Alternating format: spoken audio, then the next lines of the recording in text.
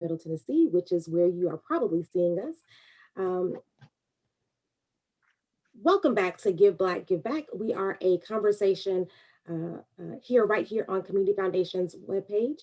I believe if you're just joining us for the first time, we are excited to have you. I am Kia Jarmon, co-chair for the initiative in collaboration with the Community Foundation of Middle Tennessee, which is probably where you're finding us. If you joined in the last year, 2020, it feels like an extension of 2020 as 2.0, but it is 2021 and we are here.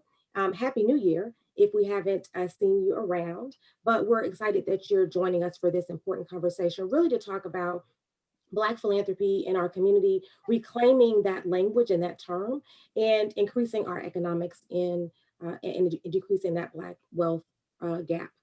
If you are unfamiliar with our threefold mission, it is to serve as a resource and amplifier of Black-led funds at the Community Foundation. So right now, you can go to the website, blackgivingback.com, and see a variety of funds that are right there supporting the Nashville community and the greater Middle Tennessee community. We also support the efforts of nonprofits that are run and serve the Black community, and we provide access and education to the community on how to build or sustain philanthropy to strengthen our economy. Today, we have a really exciting conversation. However, before we do that, if you're just joining, please like, share, and comment. Put your questions. If you joined before, you know that I will read your questions out loud on air. I'll give you shout outs. And it's important that I turn it over now to my fellow co-conspirator, my co-chair, Lisa Swift Young, to introduce our topic and our guest for today. Good morning, everybody. Just want to first of all echo Kia's comments about thank you so much for joining and taking your time to sort of speak with us about moving the Black community forward through wealth initiatives and philanthropy being the vehicle that we're talking about today.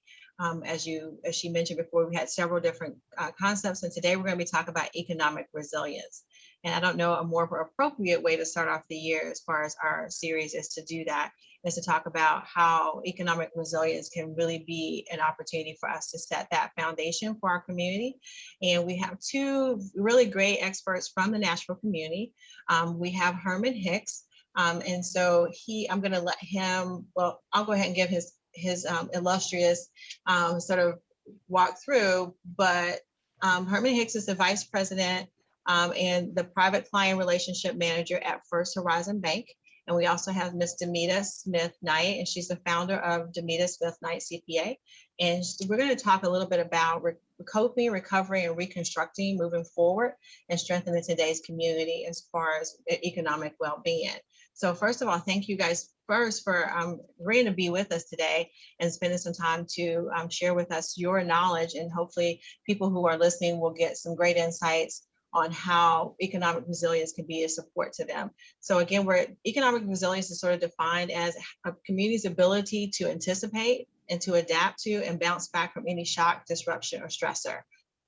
And given 2020 and what's currently happening right now, that's definitely something that we all would need to do.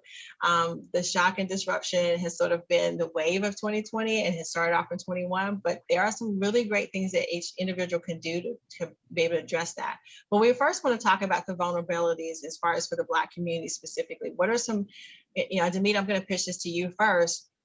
What are some inherent homegrown vulnerabilities that really impact the Black community, unlike any other community out there? Sure. As we all probably know and have heard, there's a natural distrust of government entities and licensed professionals, primarily because of the history of the African American. And so how we get our information is traditional connection to organizations. So churches, for example, that's where we used to get our information from. And unfortunately, now that we're not meeting in those places, it's been a challenge for us to even get the information that we need to be able to survive through some of these challenging times. And so a history of mistrust has really created an even bigger gap, because the resources that are out there that are coming from well-known entities or larger entities that we just don't always gravitate towards is now there for us, and we're not able to capitalize on it. Perfect. Herman, do you have anything else in particular you feel like any homegrown inherent and vulnerabilities for the Black community that are different that we'll address today specifically? Yes, and first, thank you for allowing me to be here today and share my knowledge, wisdom, and understanding on this matter.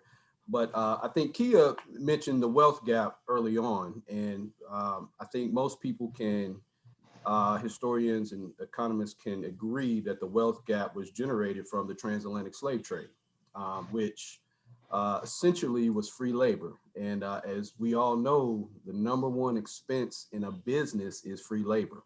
So when you don't have free labor, you have high profit margins.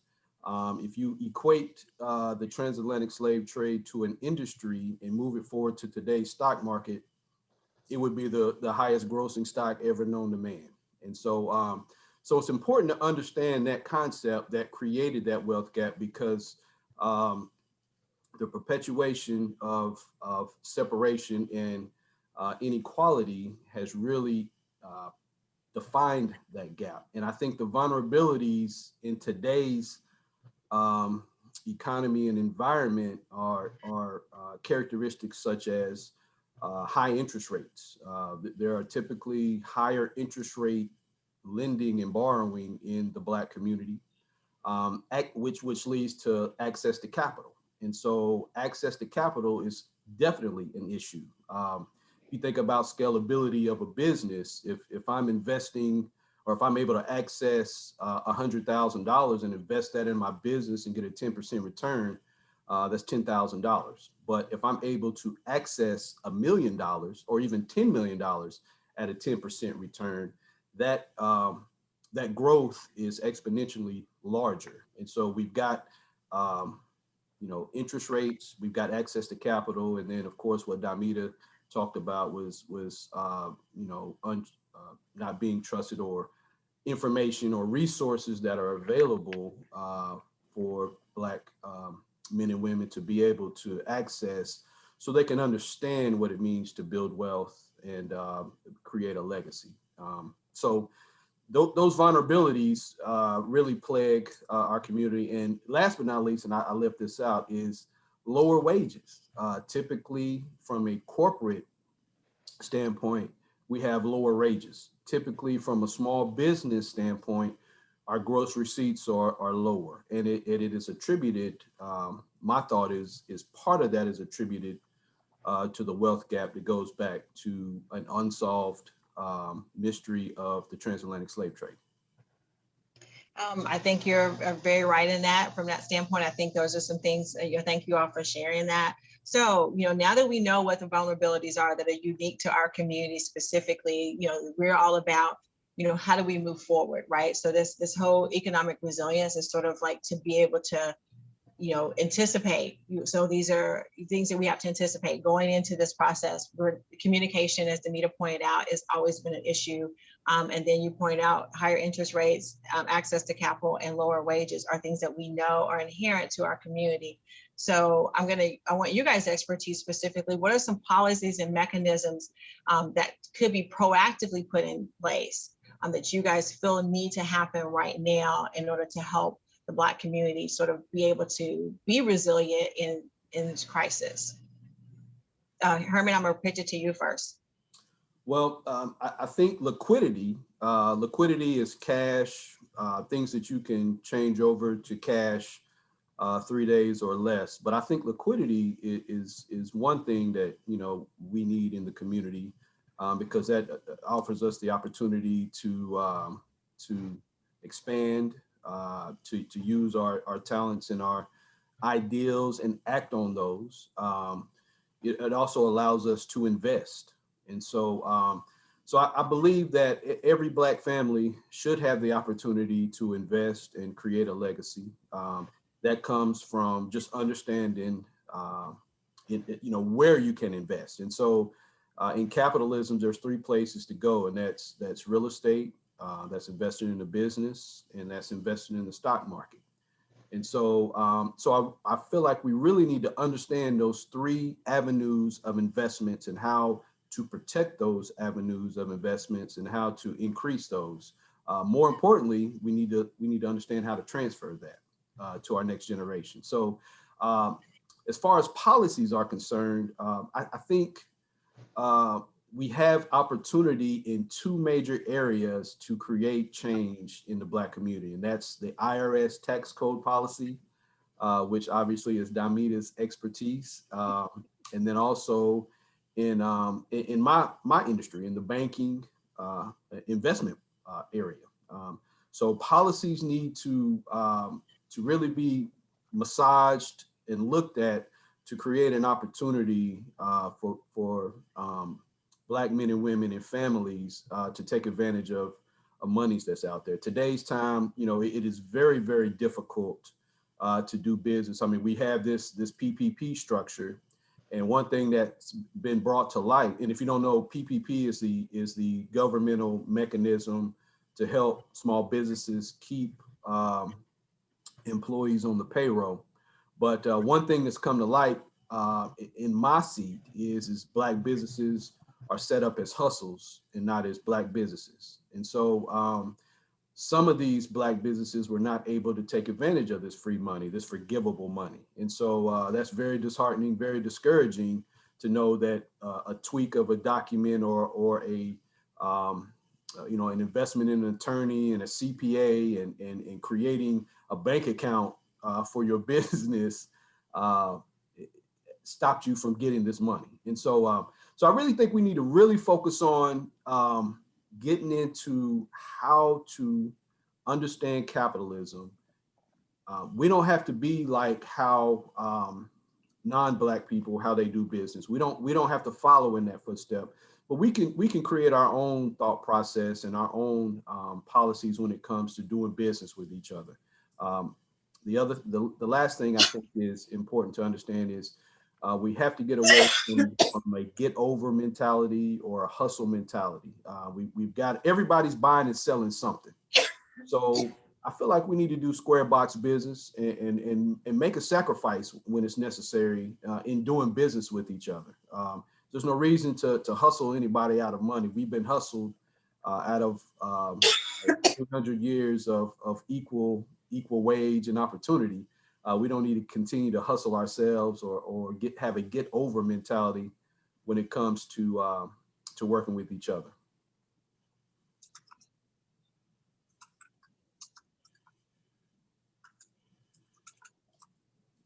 Lisa, I believe you're on. Lisa. Yeah, you're on mute. Sorry, I muted myself not to go out. So first of all, thank you for sharing that. I think you did a really great job of sort of fleshing out some really great pieces to kind of go with that. And I want to jump to Dimeta to address that tax code issue and to have that conversation about specifically, what are some policies and some things that you think can, we need to address, and then maybe some ways that people could reaching out to someone like yourself can actually help them sort of build economic resilience. Because I think that's something that we don't do, reaching out to, I think to Herman pointed out, reaching out to professionals and being able to have people who do know some of the gaps and loops in policies that are in there. So Dimeta, I'm going to let you sort of talk a little bit about policies and mechanisms that you feel like that we could impact. Yeah, one of the main mechanisms for us to improve our situation, I have to go back, being a child of an educator, is we've got to go back to school on some things. We've got to really make major investments in education in the Black community, not just the classroom, but outside of the classroom. If you look at areas where there's high poverty, there's not a lot of commerce. Well, let me say there are a lot of hustles, right, Herman? But legal commerce and access to professionals who have certifications, who are required, to be ethical and experienced in some of the services that are provided, are so important for businesses to scale. Making money isn't hard. I say that all the time. People don't believe me, but it's not hard. Whenever you get off the interstate, you see people on the side of the interstate making money, right? But what we have not capitalized on is how to make money and keep money. So Herman brought up initially, understanding our profits, generating assets. Some of those terms that we don't really hear, even as business owners, that goes back to what we teach our children growing up. They have to learn what running a business looks like. They have to understand how to be a good customer. One thing I learned when I started my business 10 years ago is how to be an amazing customer, right? When I go out to eat, I'm going to be the best customer I can be, right? If I'm getting my hair done, I'm going to be the best customer I can be because I understand the struggles of those business owners, right? They're great at their craft, but the resources they lack, the legal resources, right? They're signing leases that tie them down for years. And there are truly items within those leases that can create some financial hardship for them, right? So many people don't even know what accountants do. And so I always hear people say, when I get some money, I'm going to come and see you. And the first thing I say is, well, you need to come and see me so you can get some money. We have that mindset where you got to have money, to hire an attorney or to hire a CPA. And some of that, again, goes back to education. This month, we're celebrating the 100th anniversary of the first Black CPA all across the country. I think that is key to decreasing the wealth gap, because today, less than 1% of CPAs in America are Black. So we have no idea what accountants do. Traditionally, it has been a profession that's run by older white men. And so our children don't see that as an opportunity to grow their careers, which ultimately grows their communities. Black accountants are often the resources in their families, right? Usually when someone dies, my phone is ringing, right? At every family event, people want to pull me to the side, but it's because we need those resources and we need to develop them. Schools need to have business programs for young people to go through so that they can understand what running a business looks like and what resources are needed to be successful in it. So I'm going to go back to education. We've got to make strategic investments in education, whether it's at the primary level, but also in higher ed and vocational training. We don't have enough of that, and it needs to be in the communities where people live, where Black people live, right? Because of course, when it comes to policy, and I was in some of those meetings where Kia was doing the getting feedback on transportation.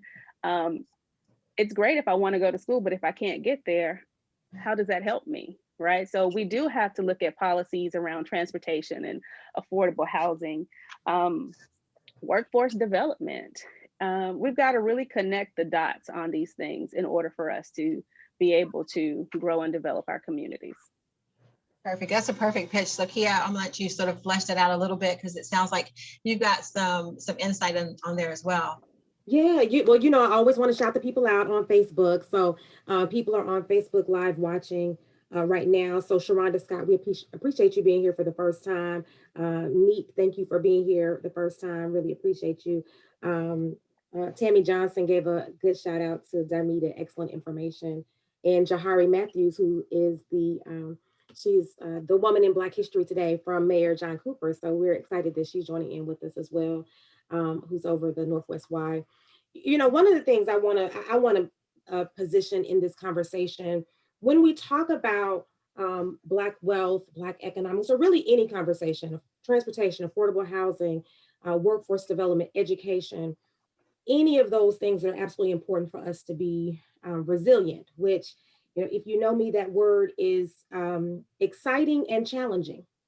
I'm challenged by that word because Black people have always had to be very resilient in their own oppression. And so my question, I want to turn this around because I think it's important for us to address what can we do? But let's be honest and let's be clear. We did not get ourselves here. And Herman, that's what Herman was speaking about a moment ago. We're talking about coming into being kidnapped and brought into a country and then required to adhere to the secondary standards, if that's even what we would call them, of what was required by those those colonizers. What's important for me to bring into this conversation is what do we need from white-led nonprofit leaders? What do we need from white-owned businesses? What do we need from white government officials? And I call that out specifically because we just have to be honest about the time that we're in. We no longer can mince words about what we're talking about. So what resources and what requirements are we requesting? of them, because we cannot repair ourselves. We are too broken in the way of what we're talking about. We cannot out policy some of the institution that we have been roped into. It is just not possible for us to do it. It is required of the perceived dominant culture to do that. So I want you to talk about that. And Dimeta, I'll throw it to you first. What are you, requesting? And you just mentioned it relative to CPAs, right? Really encouraging Black students to go to school and become CPAs. This is also an opportunity, though, for white CPAs to do their job of making sure that Black individuals are able to take the test, are able to understand and get access and resource and exposure, because this is not about being gifted with anything. This is about qualified people in our communities.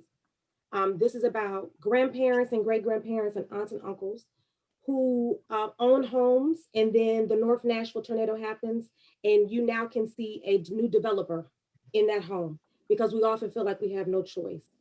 Um, and because for so long we haven't. So I want us to really address, I want us to get honest about how we encourage not just ourselves to pull ourselves up out of bootstraps and pull ourselves out of oppression, but how do we make sure that those individuals who have benefited from the system of whether it be racism, whether and or any other ism that has been been able to affect the Black community, I want to make sure that we are also holding them accountable. So Dimeta, I'll let you go, and then Herman, please pick up from there. No, I love this question because um, I'm blessed to serve on many foundation boards or nonprofit boards. And generally, I'm brought in because of being a licensed CPA. And it's an easy check the box. Okay, we need a CPA, we need a Black person and a woman. Great, she checks all the boxes. And I'm happy to do that because I am armed and I have the courage to ask for the things that we need and to help them perform a self-assessment of where we are, right? And so just recently being, on a board, having a conversation about foundation board, specifically the monies that we give, are we challenging the organizations to give in areas that don't look like them?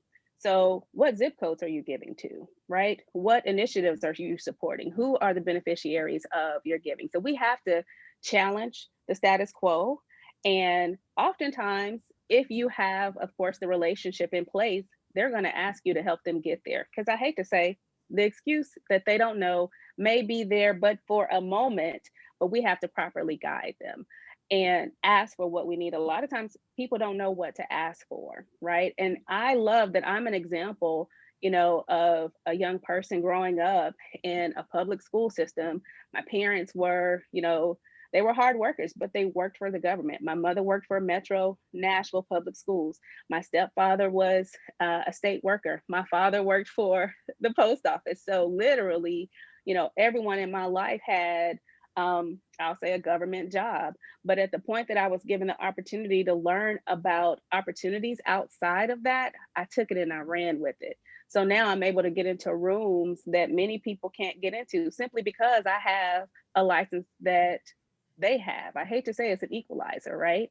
So when you start building those relationships and asking what you need, we have to be ready to help them get there. And literally demanding that they make those investments. There's no reason why they shouldn't. And I hate to say, I've been out on this limb alone for well over 20 years. I remember being in, the only, the first, all of the time, but saying to them, this is not right. This is what we need to do. Now we're primed for people to say, well, tell me what to do. And we need to have an answer for what they need to do, and they need to strategically invest in those communities where there are gaps, where there are needs, there are a lack of resources that they created the lack, unfortunately. And now we can call it out and we can say, you got to do better. Yeah, and I'll go ahead and jump in and thank you for that, Dimeta. I'll answer it in a kind of a two-part answer, and one is individual, one is for businesses. For individuals, and these may be a little radical, but still very much inside the box. But I feel like in the Black community, we need to do more financial planning.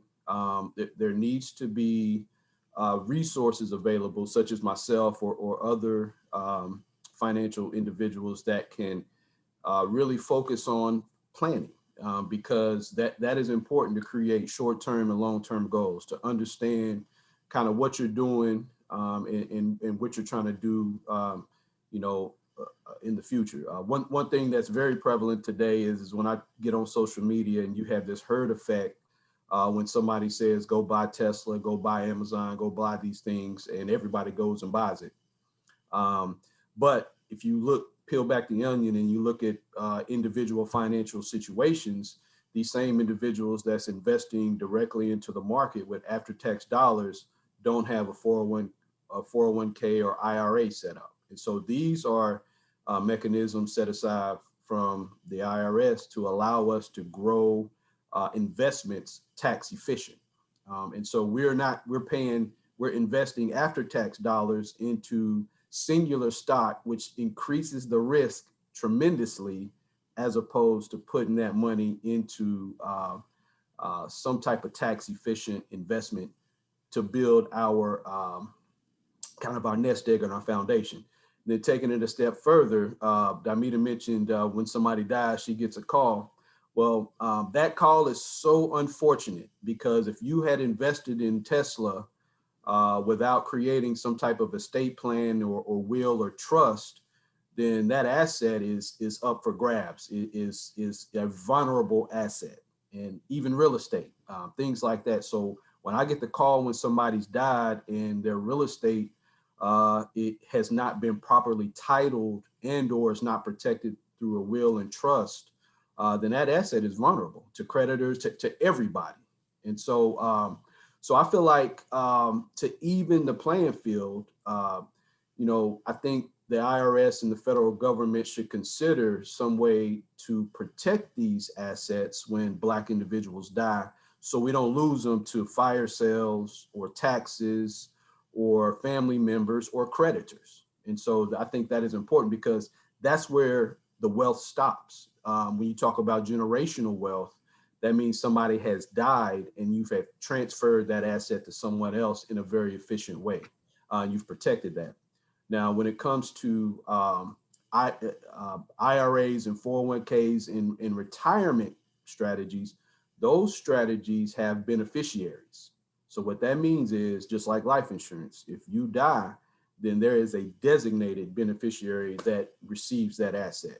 Well, if you buy real estate, you start a business, or you have what we call non-qualified marketable securities, those assets have to be protected, titled, and transferred through some other mechanism. So it's very important to understand that, because we lose wealth generation to generation, where we're supposed to be gaining wealth, we're losing wealth because we're not properly protecting those assets. And so I feel like that's an opportunity for the federal government, IRS, to protect those assets that then become transferred.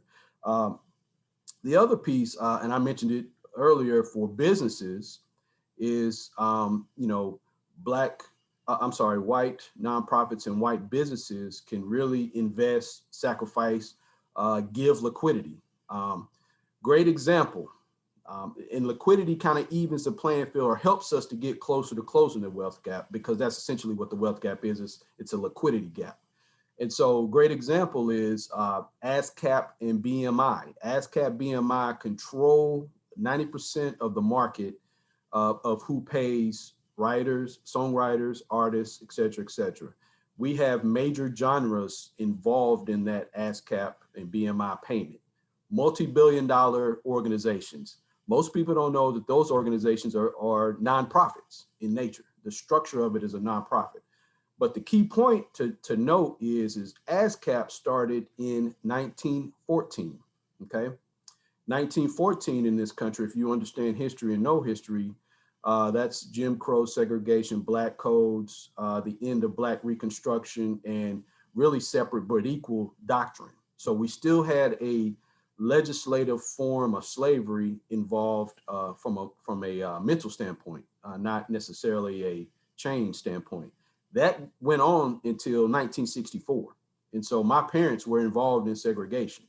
It's very important to note I'm one generation from segregation. And so, so in essence, a Black uh, artist or Black songwriter essentially couldn't start ASCAP or BMI during that time. And so ASCAP has been able to grow privileged until today to a multi-billion-dollar corporation. And so that liquidity helps right size that gap right there. So Black businesses and Black nonprofits really need liquidity for expansion. That's how you expand. The three ways to expand is balance sheet, cash, financing, or investors.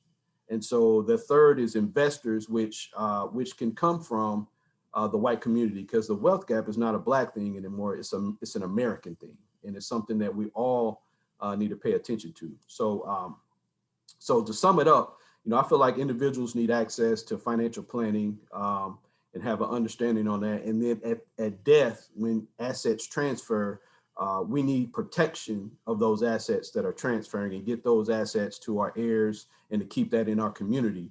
And then Black businesses and nonprofits need liquidity to expand because, again, we're playing in the small business sandbox. I would, one thing that's very unique about Nashville, we are a growing city. But if you do a poll of Black businesses that gross over $10 million, I guarantee it will hurt your feelings. If you do a poll of Black businesses that have access to capital over $1 million, I guarantee it would hurt your feelings. And that information nobody's talking about because it is a problem. And so thank you all for creating this platform so we can discuss these issues. Yeah, Herman, that's exactly what, one of the statistics that I usually throw out is that out of all the philanthropy that happens specifically to these white organizations that are sort of the legacy organizations, only about 3% actually ends up in the Black community because it's filtered through so many different layers.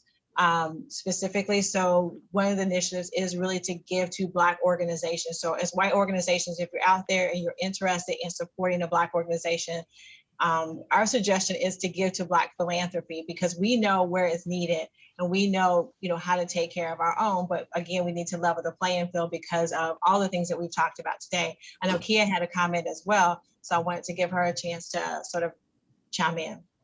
Yeah, this is an exciting conversation for me because we could get even more real as we go. But because I know some people are just joining in, if you're just joining in, please like, comment, and share this video with everyone.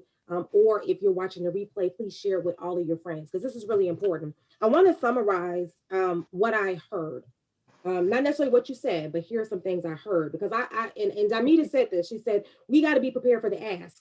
So here's the ask. Okay, this is your mid-break, mid-call, mid-conversation, commercial break for what we need. So one is sponsorship. And Dimeta talked about that relative to if you're a white person, run a white organization, predominantly white organization, whether it be nonprofit or business, whether it be a bank or real estate, no matter what the industry, bring people along who absolutely not just mentor them, check in once every quarter. Hey, how you doing? Have lunch. I'm talking about handhold. That has been, I would say, at least for me, and I believe for Dimeta, and I don't know Herman's story, but I almost feel like this might be his story and Lisa's story too, which is handheld walked into rooms. That's what was the differentiator in my career. Being able to go into rooms and say, this is the person that you hire. This is the person that you talk to. Only talk to her. That's the type of relationship and value that will begin to normalize seeing Black people in leadership. So that's number two. You got to be able to normalize the opportunity to see Black folk in leadership. Kamala Harris as the vice president is not the only Black woman who is doing absolutely exceptional things at senior level positions. We have people right in our community doing the same thing. Stacey Abrams, all these folks who we're celebrating, which are celebritized Black individuals, there are people who are the same way in your particular community. Please bring them in, qualified people, right? Who almost always never get an opportunity except for to be labor. So they're the ones who are the street team. They're the ones who have to go out and do community engagement. That's code for diversity and inclusion officer. Put people in senior positions. Point three. Okay. So we talk about workforce development. We cannot just keep hiring people, Black individuals who come out of college One, we are known for going into social work and teaching and positions that are in bookkeeping, all important positions, but not always the ones that are going to push us up to a level of being a CPA, as an example, or a bank executive. So it's really important that you hire people as senior positions, not just to answer the telephones. That's really important. Find and support and fund smaller Black nonprofits. I fuss at nonprofit leaders all the time. When you get these grants and you don't actually do the program and you give a couple of pennies to the small nonprofit, give them larger funds. Okay. Joint venture with Black owned businesses. My argument has always been that I never really need access to capital if I'm given access to opportunity to make capital. Do you hear the difference? So I don't necessarily need to go to the bank and say, can I get a line of credit? If you just trust me that I can do the work. And you know why you should trust me? Because somebody's going to bring me into the room. See, you see how that all begins to work together. Fully fund public education. We talk about education. Education system was not made for Black individuals. I want you to just go research it because I don't have time to give you the educational point. Right policies that prioritize Black communities. When you specifically prioritize Black communities, and yes, I know that we want to Black, brown, and people of color this, but Black communities in particular, when we prioritize Black people, we'll get to everything else. Black and Indigenous people, I'm always going to say that because we were not the first people on this land. When we prioritize Black and Indigenous people, we'll get to everything else. Because as the most oppressed individuals in this particular country, then if you handle all those, you'll get to disability and you'll get to LGBTQ plus issues and you'll get to educational issues, you'll get to class and socioeconomic, you'll get to all of that, you'll equalize it if you manage it from Black and Indigenous first. And then this is the last piece, is about investing in Black businesses. So giving the opportunity to say, you know what, you're really good at what you do, and I see value here, and I'm going to retire soon. I really want to start investing in your business. And for a very, it may be a small, equity partnership. I get a couple of percentage points, but I really want to see you elevate. I want to see you get to 7, 8 figures. I want to. That's how, because what we know traditionally about Black individuals is that they are going to then give back into the community. That's why this is called Give Black, Give Back, because it's a cyclical effect. When you give to a Black person, we almost always will take half of that piece of sandwich and give it to somebody else. It's how we were raised. And it's also who we are ancestrally. So I wanted to just give a little break there because I don't want nobody to say, I don't know what to do. I gave you the blueprint based on what Dimeta and Herman were saying. Those are the things I want us to do as people who have privilege in this world and people who have the benefit of walking in spaces with no challenges. Use that privilege and that power to be able to benefit your neighbor. Okay, the people that you say that you like and you trust and you love the music of and you like, the food of. Also invest in us as people, humans. So I'm gonna get back over to Lisa. I'm done with my commercial break, and I'm gonna get off my pedestal here and give it back over to our guests. But I wanted to just really qualify or quantify and put into perspective what our guests were saying today, so no one is confused. Right. So Takia, first of all, thank you so much for sort of recapping exactly what we're talking about from that standpoint, and really economic resilience, right? So that whole concept of, we've talked about some of the things that we know will be a problem. And so we want to address those things. We want to make sure, again, we talk about the slave trade. We want to talk about the things that are not in our control specifically, and that we've had to sort of come up, deal with it, things we have to anticipate, the low wages, the not getting the contracts, not, having the access to spaces and those types of things. And then how do we adapt and how do we have the ask? And so I think those are things in particular. So I know we've kind of had the question specifically, what are some ways organizations can support economic resilience?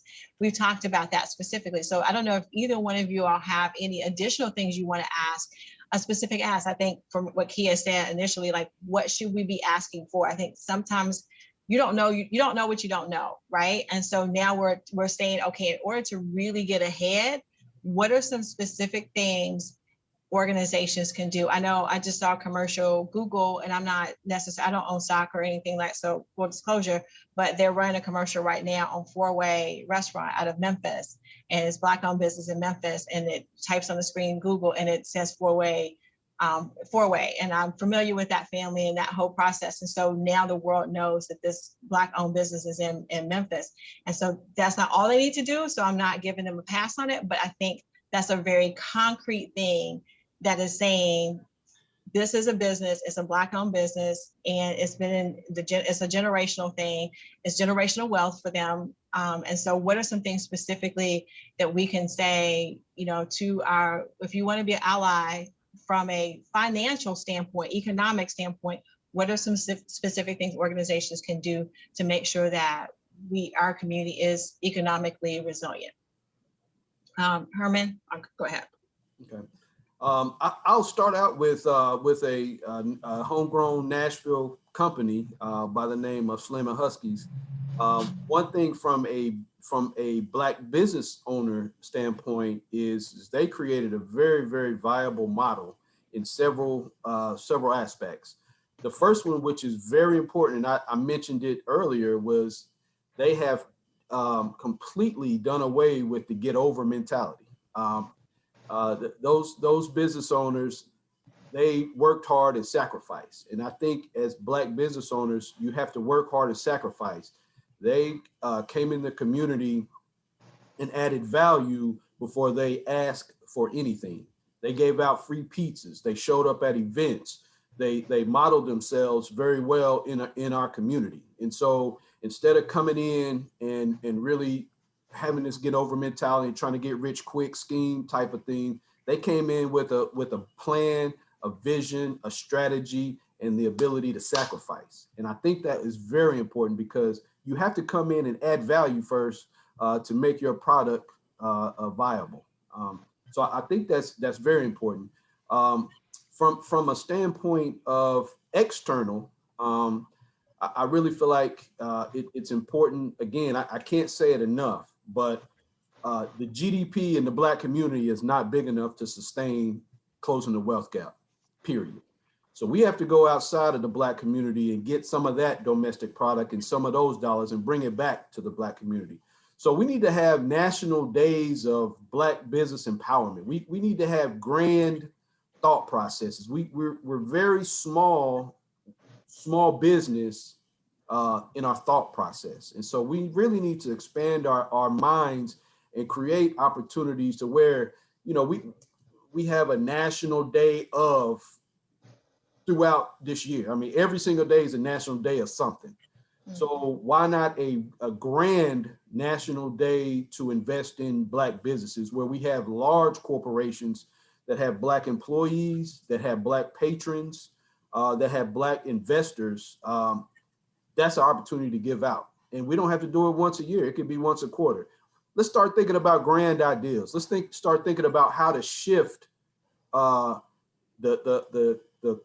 country's GDP into the Black community's GDP and create some economic engines. I just think that's important. And then last but not least, I feel like there is an opportunity also to invest in Black nonprofits and Black community organizations that move the needle forward. I'm gonna humbly mention Elevated Development, which is the nonprofit I created, which is the mission statement is to combat multi-generational poverty and financial deficiencies by closing the wealth gap. And we teach high school and college students. So I skipped adults, nothing against adults, but sometimes we're hard-headed. Sometimes a hard-headed got to feel it to believe it. I know y'all heard that before, but I want to focus on high school and college kids before they get out into the community and herd and invest in stocks and not have a financial plan, not properly contact a CPA or an attorney when starting a business, or wanting to get into real estate but don't understand the mechanics and the structure of accessing that type of capital. So we need to look at, so we look at the current educational system of personal finance for our students, and we lay a different blueprint on top of that so we can fill those gaps. So when our students step out, they completely understand about sources of income and creating a skill and understanding designations and licenses and degrees and how that plays into making money. Credit, how to protect your credit, understanding cash flow to save and invest, and then creating a retirement plan as a nest egg or a foundation if all else fails, you follow on the foundation, which is your retirement, and that's protected by the government. And then also what I love, and I spend most of my time in as a private banker, and that's the opportunity fund. And that's those three things: investing in the business, investing in the stock market, and investing in real estate. If they understand those three concepts, and then all of those roll back up to sources of income. And so, I feel like that education is also important, that we get that information so we can be successful. I Dimeta, love it sounds Herman. good. Yeah, go ahead, Dimeta. Go ahead. Herman is such a great resource. I could listen to him all day. People don't know, I met Herman 10 years ago. We were standing in line at a bank. We started a conversation while waiting to go to the next teller, and our conversation has not stopped. Yeah. And we need to build relationships with people who are on a mission to do the things that we want to do. Some of the ways, and I'll just give 2 quick ways that organizations can support economic resilience efforts, is 1, keeping economic development on every agenda. It shouldn't just come around when something happens and we're trying to dig our way out of something, or we now feel bad about what we've been doing, so we want to do something. Economic development for the Black community should be an ongoing conversation.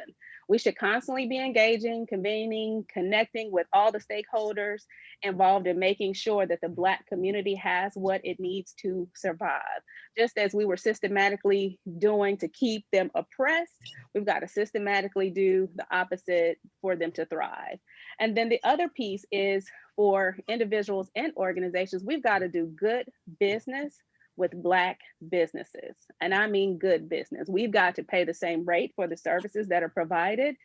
We've got to make sure that we are not a burden. We got to make sure that we don't discredit the work that's being done, just because they were Black. We've got to be real clear about the investments that we're making in these relationships.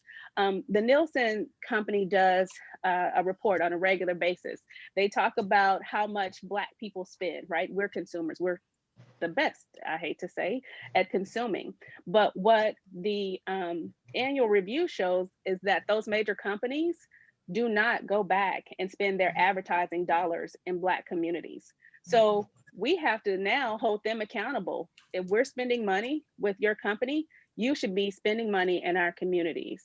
And so we've got to get to the table, we've got to have an ask, and we've got to help them do the things that they need to do. Otherwise, we've got to have some economic stances. And honestly, I just believe that is the best form of protest. We spend a lot of money. So how do we now take that money and vote with those dollars? I think that's a perfect way to sort of to kind of go with that conversation. It's like we've got to demand that people respect us. We have to respect ourselves first. I think that's what Herman was talking about, not the side hustle, but the real business, and putting that, looking at a larger scale. But we have to respect ourselves first, but we have to demand that other people respect us as well. So if you are marketing to us, then we demand that you spend money with us. And that is just kind of how it works. I mean, and so every other group does make those demands. We sometimes are a little shy about it because maybe for whatever reason we are, but we have earned the right to be at the table. We built the table. So it's not like, it's like I don't know why we keep asking to be at the table. We clearly built the table, but the point being is that to be able to have that, sort of walking in and saying, this is what needs to happen. There's ways to do it professionally. You guys have both talked about that specifically, but sort of having that piece of kind of going back and saying, let's spend the money where you need, and these nonprofits specifically, we talked about that 3% that actually comes back to our community, making those demands. If you're spending money, so as an individual, if you're spending money with an organization and they are not actively spending money, not just doing whatever else, but spending money in the Black community, either given to nonprofits or working with a Black-led philanthropy fund, then they are not doing the work of economic resilience for you. And it's just a panacea, and we end up back in the same spot. So this whole idea about economic resilience is really about adapting and also bouncing back. And so we can't bounce back if we don't make those demands from that standpoint. So we had a couple questions from people earlier, and we got some on Facebook, but one was sent in earlier. What are some ways that when individuals can adapt to their immediate financial impacts. Specifically, the question I wanted to hit to you, Dimeta, the question came up is that Black women have left the workforce in the last year and were forced to choose between working and their children, safety and distance learning. Now they are returning to work, but what does it look like economically for them and their families? So Dimeta, I'm gonna let you handle that question that was sent in by the Urban League. Oh, thank you guys for that question. I'm always thinking about what we can do. And I kind of want to change adapt to prepare, right? Because what we don't want to do is just get accustomed to digging ourselves out. We need to be accustomed to staying abreast and moving forward. I think the progress portion is so important. And so I think about continuous improvement. That's something that, regardless whether you want to admit it or not, you've got to continue to sharpen your saw. In my case, we're required to maintain 80 hours of continuing professional education. Yeah, I passed the exam 14 years ago. Yeah, I got 2 degrees in accounting, but guess what? I still got to do? Take more accounting classes. And what happens when you're able to do that is no matter what's going on in your personal life, you're still able to thrive. You know, the pandemic affected all of us. Even though I own my own business, there were some things from a technology perspective I was not prepared to do, but relationships that I already had, I could pull from, resources that I already knew were available to me, I could take advantage of. And then the reserves that I had, I was able to at least steady myself so that I would not sink. And so 3 things we all have to have: women, Black people, men, all of us have to have before we need them. We must have relationships. We must have resources, and we must have reserves. Going back into the workforce is a little bit easier when you have those things in place. I used to brag about it. I don't know if it sounds good anymore, but there was a time that after I passed the CPA exam, I never had to interview for another job. People were calling me for jobs. And so when you think about equalizers, licenses, certifications, education, degrees, that puts you in a position to be able to navigate any type of downturn, whether it's in the market or if it's in your personal life. You're able to move forward when you have those things in place. Perfect. Kia, I think there's a couple other questions in the chat. I don't know if you can see them. I want to make sure we got to those. Can you see them?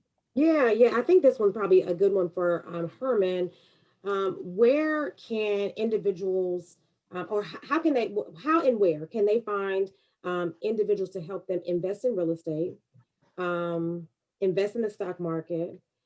So maybe we take a step back from that, because that's the question about how and where can they find someone to help them with those. But before, let's talk about preparation, because I like that's what Dimeta was really talking about when she said, let's not just adapt, let's actually get prepared. What do we need to do to get prepared to invest in real estate and be thoughtful about the stock market? In particular, you were mentioning, kind of the rush and surge. Personally, I was able to do a little gaining on GameStop, but I had it before the moment happened and I just was able to cash it out. But how do we prepare so that we're not rushing when the next thing comes and we get consumed by it? That's what the Nielsen reports are talking about. That's what Dimeta was bringing. So how do we do that, Herman? Yeah. And the word is planning. It's all about planning. That's something that's been going on for hundreds of years, and it has yet to catch our community because of the wealth gap. I think Dimeta alluded to it. We scratch just to get above water. Then we go back down, and then we scratch. So we spend our time, resources, and energy to stay above water instead of progressing forward. And so what planning allows us to do is create a benchmark, create a foundation, and then start building from that foundation. And it starts with understanding your goals and understanding your strategy and understanding, hey, I want to be a real estate investor. What does that take? Okay, I need to have an income. I need to protect my credit. I need to get my cash flow. I need to understand my cash flow management. I need to keep my debt to income at 45% or less. That would allow me to start investing in creating liquidity for myself. So then when I go and find an apartment complex that I want to purchase, I've got a down payment. I'm not looking around, or I can get primary financing. That's the other thing. In our community, we seek venture capitalists, hard money, vulturistic lending to purchase these assets at a high interest rate. And so our margins are always thin. And so we can't get out of that. And so we have to it starts with planning. I want to be a real estate investor. Okay, what does that take? You know what? Maybe I need to get a real estate license. I got my license. Okay. Maybe I need to understand and get my credit together. Okay. I spend 6 to 12 months to get my credit together. Okay. Let me get my cash flow in order. Let me start sticking money into an asset that's going to have compounding interest. Okay. So if I fail at my real estate project, I'm not dead. I'm not underwater again. I'm still above water. And so that's how you progress. It's not an overnight thing. And that I really feel like that's our problem, y'all. I mean, that's part of our problem. You know, God help us if, you know, we're living the 60, 70, 80, 90 these days. I mean, so you've got, let's just say you got 80 years on the planet. Why do you got to make a fortune in 2 months? Okay. Prepare, plan. The 3 R's that Dimeta so eloquently laid out that I love. She dropped those jewels on our high school and college students in a Success Saturdays for being a CPA. You know, those 3 R's are important. So you know, we have to be prepared, and then we have to plan. Sit down and create a plan. That resource of financial planning is what is left out of our community. And so if every individual in the Black community could do one financial plan, at least one, and understand where they are as far as retirement, understand where they are as far as planning for their kids' college tuition, understanding where they are as far as planning to buy real estate. You wake up one day and say, I want to be a real estate investor, and then you call me and say, hey, I need $1 million loan. You know what I'm gonna do? I'm gonna tell you to go back, and I'm gonna tell you to do some research. I'm gonna tell you to understand. I'm not even gonna spend time on that, because at where we are now, you've got to spend time on that. I can't spend time on that. So we need more people. Unfortunately, we need more people like myself who has that information, more like Dimeta, who have that information to give out to our community, so we can start doing planning and be prepared to do these things. And so I just think planning and preparation is what you need to get in the real estate game. I know that was a lot, but I just had to get that off my chest. No. Yeah, go ahead. Yeah, I'm like, that's what this is all about. No, I would say I want to take maybe a half a step back, because both of you mentioned education and preparation, which is essentially the same, has the potential to be the same thing in the context. And one of the areas, you know, that's really important to our community is really investment in young people and investing in youth, because some of us, though we might be here for 80 or some odd years, we are having to unlearn some things that we previously knew, or we're learning in real time. So this moment that everyone is having. This is not just a matter of the white community having education and the Black folks already know. There are people on both sides of the equation trying to figure out and what I say decolonize their thinking around why people are sitting in poverty or why people are sitting in oppression. But one of the areas that we can invest in the best are young people, because it's where we can, always say as a parent, this is where I can get it right. You know, I get a chance, I get a do-over. That's God's gift to us as parents, I think. And aunts and uncles and, you know, folks who invest in young people. What information would you give to parents about that same conversation around education and preparation? But what would you encourage them to do as they are cultivating their young person to prepare for maybe a new day? It still may not be this close of the racial wealth gap, because that's going to take a long time. We got a long time to get in. It's going to take a long time to get out of it. But what preparation can a person do? Dimeta, can you tackle that first? And then Herman, if you'll wrap it up. Sure. There are so many organizations currently that offer excellent programming for young people. And I'm sad to say that I'm constantly hearing resources are available, but people aren't taking advantage of it. You know, when I think about Youth About Business, that's one. When I think about elevated development, when I think about my own sorority, we have multiple programs for young people, but there's a challenge with connecting the people who need the resources with those who have them. So what that looks like for us, again, we have to go above and beyond. I recall being in church, I got all my training in church, and I'm just going to always be a church proponent because I learned everything in church. But I can recall us having a tutoring program at church, but we would go pick up the young people and bring them to church to tutor them, feed them, and then take them back home, right? So a lot of what we have to do is really meet people where they are. So meet the parents where they are, provide the support that they need so that their young people can enter into these places where they can take advantage. You know, I think about the National Association of Black Accountants. We are a national organization with a local chapter here. We go out and we, of course, talk about opportunities in accounting, but we also support economic development by serving on panels, tutoring young people, helping them understand, you know, what they need to know about accounting. Accounting sounds boring, maybe, but when you think about opportunities for travel, I went into accounting because I wanted to travel. And I was able to do that 10 times over. From, you know, anywhere I wanted to work, I could do that. And so I think that there are some programs, and Kia, you say this all the time, and I absolutely love it. We don't need to keep starting new programs. There are more than enough. We need to collaborate, we need to connect, we need to work together, and we need to build those organizations that help support young people in every aspect of life.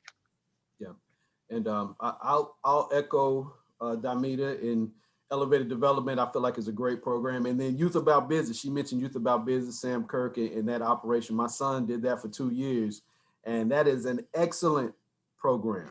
You know, very, very high level. And so, so very important to get your kids into those types of programs, and they're out there.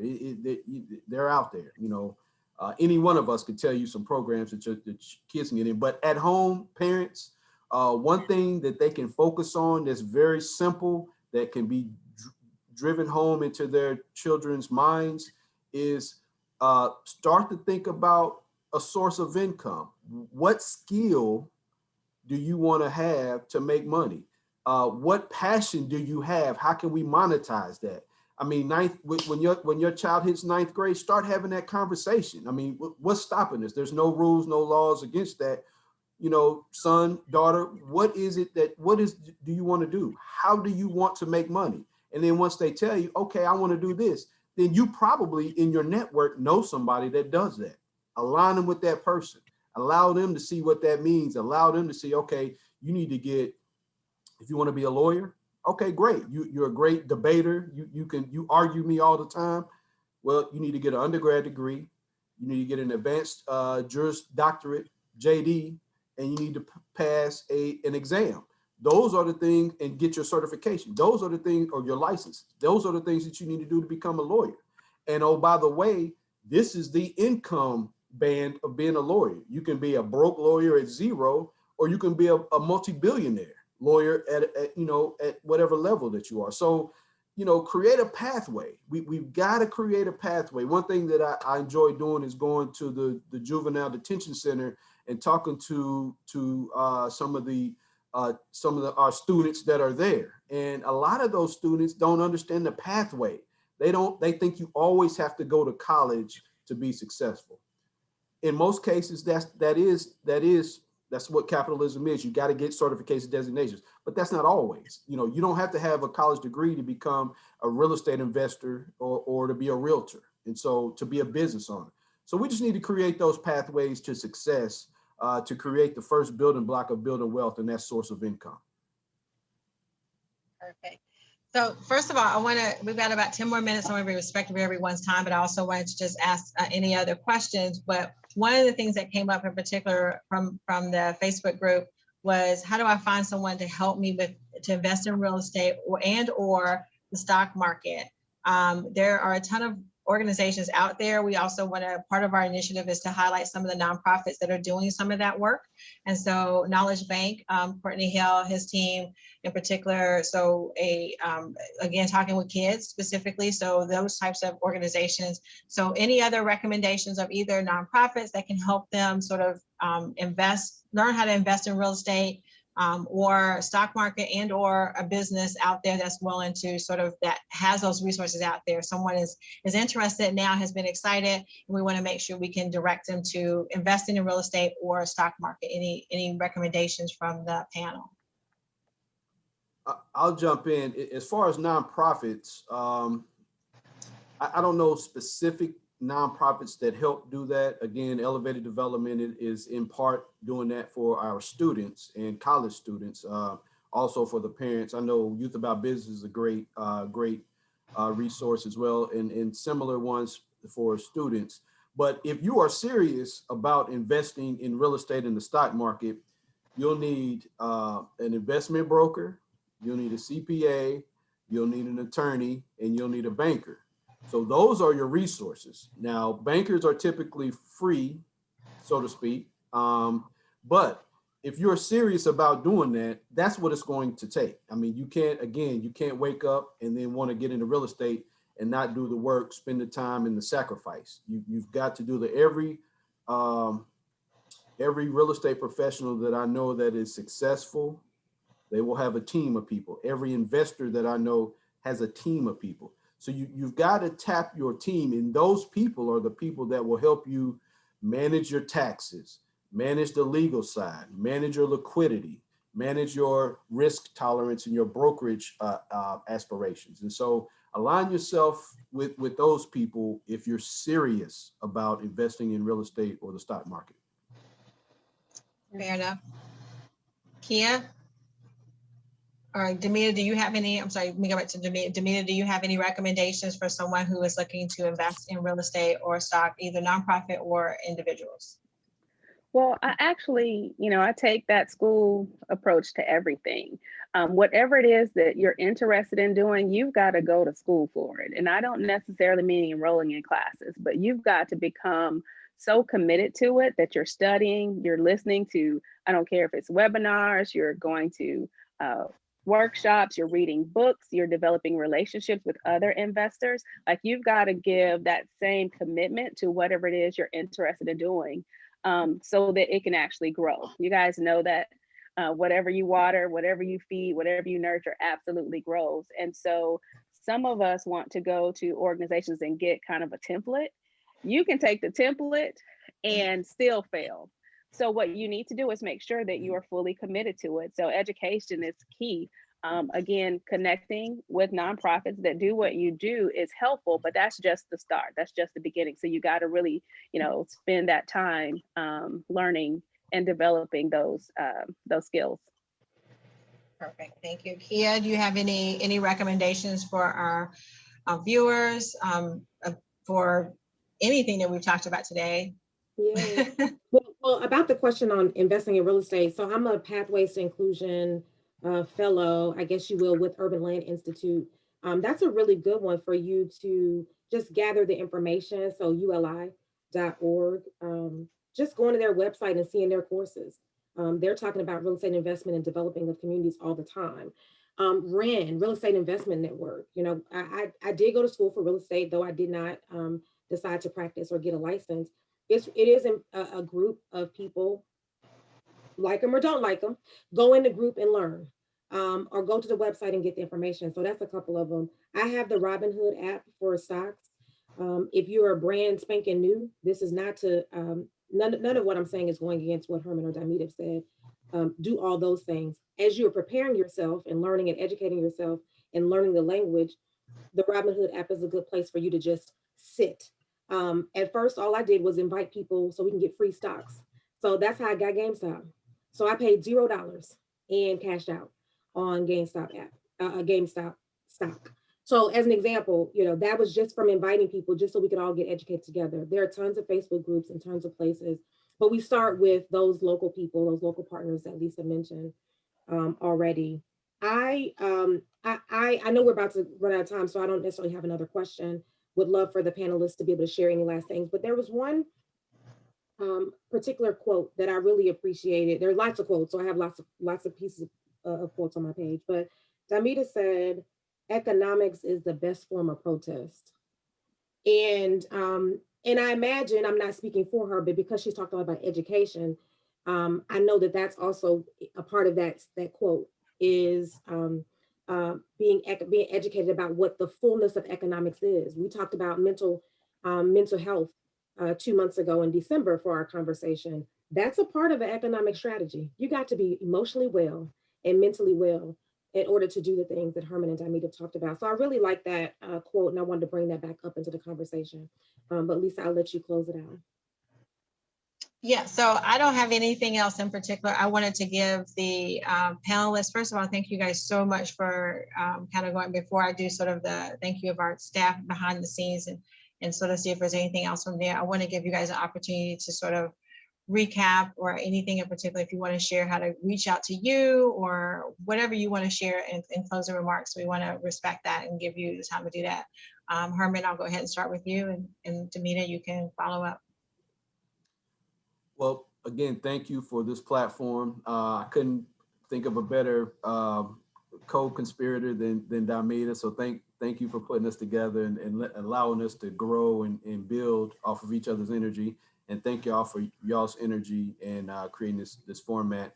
I really feel like if I could have some last words for people, is to sit down and write your goals out, and then figure out a path to reach your goals. I mean, that's the most simplest thing that you could do, but it is a foundation, it is a start. And so one thing I would ask is that you visit elevateddevelopment.org, check out our website, check out some of the things that we're doing and some of our programs, and see if that aligns with what you want your students and your kids and children to be involved with. And you can reach me through that website, and don't hesitate to donate. You know, we have to empower our Black organizations that really give out information. And so information is the key. Knowledge is the foundation. And so we need to get that out as much as possible and as often as possible. And again, thank you for more opportunity to talk about what I'm very, very passionate about. Thank you. Thank you. Dimeta? Yes, thank you guys again for this opportunity. I love sharing what I do. I love building organizations. I love building people, helping people to achieve their goals. And that's really what Black accountants do. And so I want to challenge everybody to get to know a Black accountant, to figure out what is getting a CPA look like. Again, I believe increasing the number of Black CPAs will help us reduce the wealth gap. The other piece that I want to share, and as Kia was saying, I really believe that economics is key. How we spend our money, how we make our money really is what determines our power. There are some great organizations that are out there doing great things for the Black community.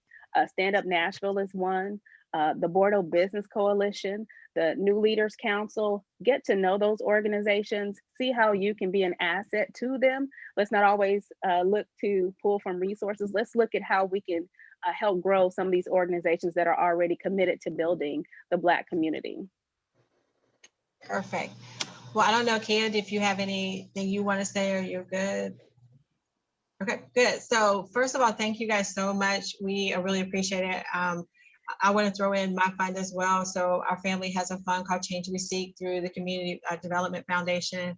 And the fund is specifically to support nonprofits that do this type of work as far as economic resilience, and talking specifically about how to, I kind of call it bounce forward. So this opportunity, I really feel like is an opportunity for us to bounce forward, to get some spring, because everyone's resetting. So we have an opportunity to do that. And so Change We Seek is a fund. If you don't know where to give, then give to Change We Seek. We'll make sure it gets to one of these organizations and kind of go with that. So those white organizations that are out there saying, what can I do? Give to these Black-led foundations, and we'll get it to where it needs to be so that you can actually do the work.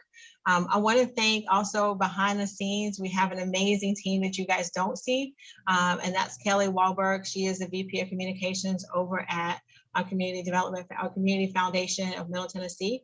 And then I don't even know how we would do this without Audra Cox. She is an amazing ally and support system. She's out in the community. She's making most of this stuff happen. So I want to give her as much props as possible. She is the reason that a lot of the stuff is happening at the Community Foundation of Middle Tennessee. So I want to make sure that we recognize, her contribution and her support moving this initiative forward. So if you know her, thank her, like her in the Facebook.